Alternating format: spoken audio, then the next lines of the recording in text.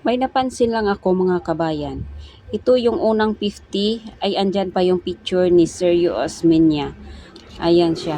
Si Sergio Osmeña po yan. Ayan. Sergio Osmeña at saka itong ito po yung picture na nasa likod niya yung First National Assembly 1907. Ayan siya. Pero ito yung unang 50 tapos ito yung bagong 50. Bakit kaya yung mukha ni Sergio Osmeña ay pinalitan ng anong hayop ito? Yung leopard cat. Pinalitan siya. At bakit kaya ganun?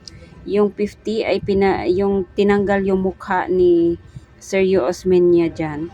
Pinalitan ng leopard cat. Ito yung nasa likod, taalik.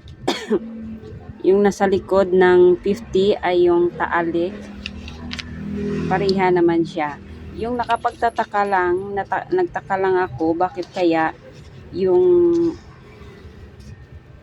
mukha ni Sergio Osmeña dyan ay pinalitan ng leopard cat. Ayan, pansinin nyo mga kabayan.